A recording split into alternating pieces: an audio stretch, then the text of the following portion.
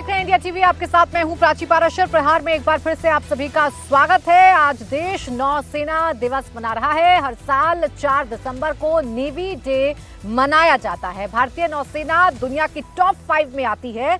एक बार नहीं कई बार इंडियन नेवी ने अरब सागर से लेकर बंगाल की खाड़ी में अपने शौर्य और क्षमता का प्रदर्शन किया है। नौसेना दिवस से पहले इंडियन नेवी ने दुनिया के सामने अपनी ताकत का एक नया नमूना पेश किया है। केरल के तिरुवनंतपुरम में तीनों सेना की सुप्रीम कमांडर राष्ट्रपति द्रौपदी मुर्मू की मौजूदगी में ऑपरेशनल डेमो किया। इंडियन नेवी के इस पावर शो में 20 मेन वॉरशिप और सबमरीन ने हिस्सा लिया, जिसमें आईएनएस विक्रांत से लेकर स्वदेशी aircraft carrier, SVL, advanced destroyer, frigates, तेज रफ्तार मिसाइल बोट्स शामिल थे। तो भारतीय नौसेना जो दुनिया के टॉप 5 में आती है, एक बार फिर से इंडियन नेवी ने अपने शौर्य का एक नमूना पेश किया है। वो इंडियन नेवी जो एक बार नहीं कई बार अरब सागर से लेकर बंगाल की खाड़ी में अपने शौर्य और क्षमता का प्रदर्शन कर चुकी है। नौसेना दिवस पर एक बार फिर अपने शौर्य का परिचय दिया गया है नेवी की तरफ से, और ये बताया गया है कि भारतीय नेवी क्या कर सकती है और क्या करने की क्षमता भारतीय नेवी रखती है। नौसेना दिवस के मौके पर प्रधानमंत्री नरेंद्र मोदी ने सभी नौसैनिकों को बधाई संदेश भी दिया है। प्रधानमंत्री ने एक वीडियो संदेश पोस्ट करते हुए सोशल मीडिया एक्स पर लिखा है, हमारी नौसेना ने हमेशा साहस और दृढ़ संकल्प दिखाया है। नौसैनिक हमारी समुद्री सीमाओं की रक्षा करते हैं। पिछले कुछ सालों में नेवी ने आत्मनिर्भरता और मॉडर्नाइजेशन पर फोकस किया है। इससे हमारे देश की सुरक्षा में इजाफा हुआ है। मैंने इस साल दिवाली नौसैनिकों के बीच आईएनएस विक्रांत पर मनाई थी, जिसे मैं कभी भूल नहीं सकता हूं। तो आज नौसेना दिवस के मौके पर, नेवी डे के मौके पर प्रधानमंत्री नरेंद्र मोदी ने भी बधाई संदेश दिया है और ये बताया है कि हमारी नेवी कितनी ताकतवर है।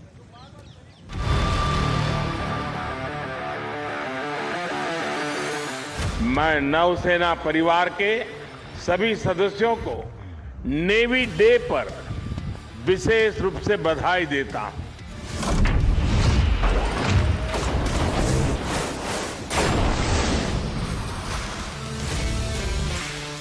आपके लिए ही कहा गया है, चलो नई मिसाल हो, बढ़ो नया कमाल हो, झुको नहीं, रुको नहीं, बढ़े चलो, बड़े चलो।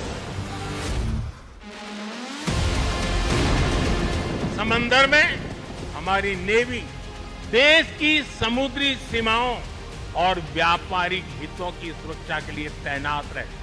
आज चाहे ऑफशोर पेट्रोल वेसल्स हो, सबमरीन्स हो या एयरक्राफ्ट कैरियर्स हो, आज भारत की नौसेना की ताकत अभूतपूर्व गति से बढ़ रही है। शक्ति और सामर्थ्य को लेकर भारत की परंपरा रही है ज्ञानाय दानाय च रक्षणाय, अर्थात हमारा विज्ञान, हमारी समृद्धि। 1971 से लेकर आज की तारीख तक पाकिस्तान भारतीय नौसेना की आहट से परेशान हो जाता है। भारतीय नौसेना की आहट को पाकिस्तान भूल नहीं पाता है। ऑपरेशन सिंदूर के दौरान भी मिग फाइटर जेट्स के साथ आईएनएस विक्रांत की तैनाती के चलते पाकिस्तानी नौसेना समंदर में एक कदम भी आगे नहीं बढ़ पाई थी। ये भारतीय नौसेना का दमखम है। नेवी का ऑपरेशन डेमो यानी भारतीय नौसेना की वो काबिलियत जिसकी वजह से पाकिस्तान 1971 से लेकर अभी तक कांपा था। ठीक सामने आप देखें तो ये भारत में तैयार आईएनएस विक्रांत है, आत्मनिर्भरता का प्रतीक, जो अपने आप में पूरा एक 1500 ट्रूप को लेकर एक जगह से दूसरी जगह जाता है।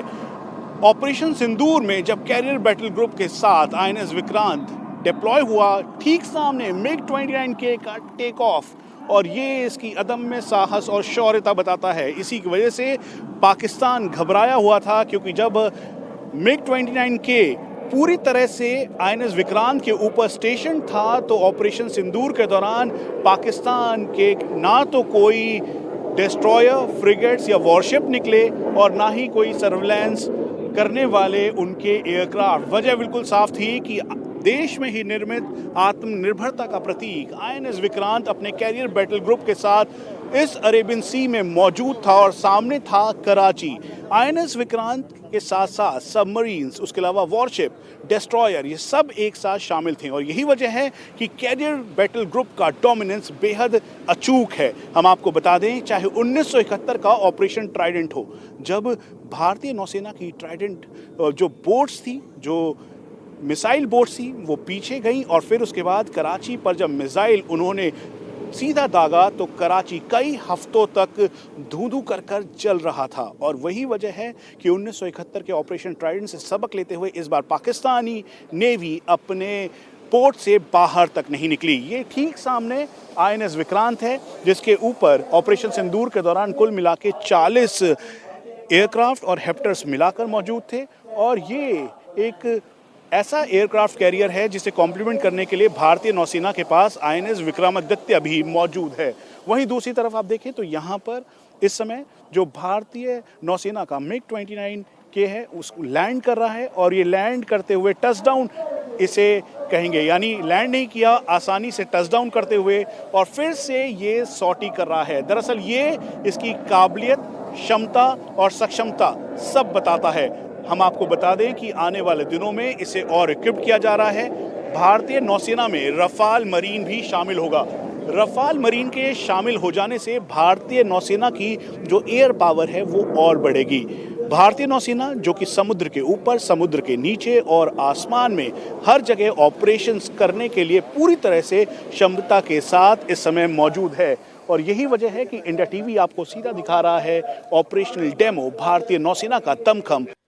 तो भारतीय नौसेना की ताकत पाकिस्तान बड़ी बखूबी जानता है। भारतीय नौसेना की आहट से पाकिस्तान में बौखलाहट पैदा होती है, पाकिस्तान में डर पैदा होता है। आज जब पूरा देश अपनी भारतीय नौसेना पर गर्व कर रहा है और नेवी डे बना रहा है, तो ऐसे में कुछ झलकियां हैं जो भारतीय नौसेना की तरफ से पूरे देश के सामने, पूरी दुनिया के सामने रखी गई हैं, जो ये बताती है कि भारत की नौसेना की क्षमता, काबिलियत और ताकत क्या है। आईएनएस विक्रांत जब सामने आता है तो कैसे पाकिस्तान थर-थर कांपने लगता है। जब उस पर फाइटर जेट्स की तैनाती होती है तो कैसे पाकिस्तान, कैसे दुश्मन मुल्क थर-थर कांपने लगता है। 1971 से लेकर आज तक पाकिस्तान भारतीय नौसेना की आहट को भूला नहीं है और इसी बात का जिक्र प्रधानमंत्री नरेंद्र मोदी की तरफ से भी किया गया। पीएम मोदी ने भी आज जब बधाई संदेश दिया है तो पीएम मोदी ने भी यही बताया कि भारतीय नौसेना की काबिलियत क्या है। दुनिया की टॉप 5 में अगर भारतीय नौसेना आती है तो समझा जा सकता है कि उसकी ताकत कितनी ज्यादा है। The aggressive posturing and the immediate actions which we took, including the deployment of carrier battle group in the northern Arabian Sea, forced the Pakistan Navy to remain either in their ports or airports or close to Makran coast, and they never ventured out. So that was the role which the Navy played, and as has also been reported that the Navy were ready to do what was demanded. We also noticed during those 4 to 5 days noticeable effect on the Pakistan economy. Some of you are aware that many of the major shipping companies of the world started avoiding going to the Pakistani ports. It is an operation which still remains in progress, and therefore much of operational details cannot be put out in the open domain for obvious reasons. But as you would have noticed, we reaffirmed our commitment, our readiness, our capability, and most importantly, our deterrence potential of our Navy. तो भारतीय नौसेना समंदर की सिकंदर है। जब Indian navy full operational mode में होती है तो किसी भी देश की नींव हिलने लगती है। पाकिस्तान आखिर क्यों हमारी नौसेना की ताकत से इतना डरता है, समझिए हमारे डिफेंस एडिटर मनीष प्रसाद की इस रिपोर्ट से। एक तरफ जहां हेलीकॉप्टर्स हैं तो वहीं दूसरी तरफ वॉरशिप, और ये ऑप्स डेमो का वो पार्ट है जब भारतीय नौसेना अपने पूरे ऑपरेशनल डेमो के साथ दमखम दिखाते हुए इस समय जो एरिया है उसको डोमिनेट करने की तैयारी में है।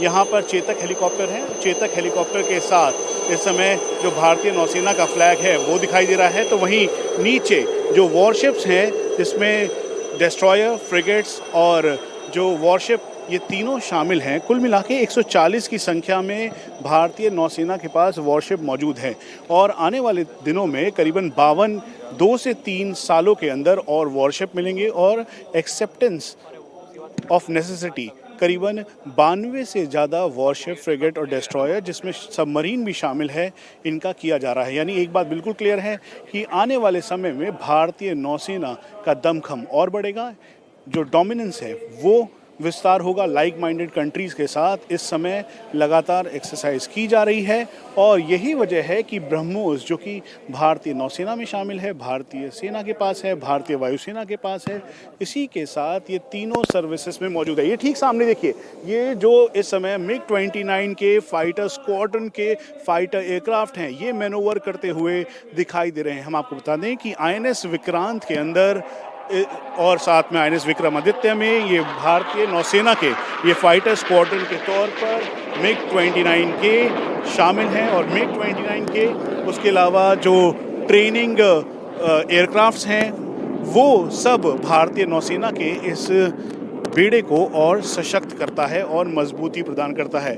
ठीक सामने कैरियर बैटल ग्रुप है जिसके अंदर aircraft carrier, submarines, frigate, destroyer सब शामिल हैं और यही है भारतीय नौसेना का दमखम, जिसे दिखलाते हुए इस समय भारतीय नौसेना पूरी तरह से सक्षम है। वहीं अब दूसरी तरफ आप देखें तो एरिया को डोमिनेट करते हुए यहाँ ठीक सामने जो मार्कोस का ऑपरेशन है वो किया जा रहा है। मार्कोस के इस ऑपरेशन के साथ अग्रेसिवली जो इनकी फास्ट पेट्रोल वेसल्स हैं उससे जो पूरा एरिया को लोकेट किया जा रहा है, दुश्मन के इलाके को आइडेंटिफाई करके सर्विलांस के ज़रिए देखकर अब उसके ऊपर एग्रेसिव ऑपरेशन करने की तैयारी है और यही वजह है कि अब इस तैयारी के साथ इस ऑपरेशन को अंजाम दिया जाएगा। जहां एक तरफ मार्कोस हैं जो अपने इस बोट में मौजूद हैं, जो अपने साथ बैटल लोड उसके अलावा बाकी इक्विपमेंट लेकर तैयार हैं, तो वहीं दूसरी तरफ हेप्टर यानी हेलीकॉप्टर के ज़रिए जिसमें सी किंग है, कामोव है, उसके अलावा MS-60 रोमियो भारतीय नौसेना का हेलीकॉप्टर है जो सर्विलांस और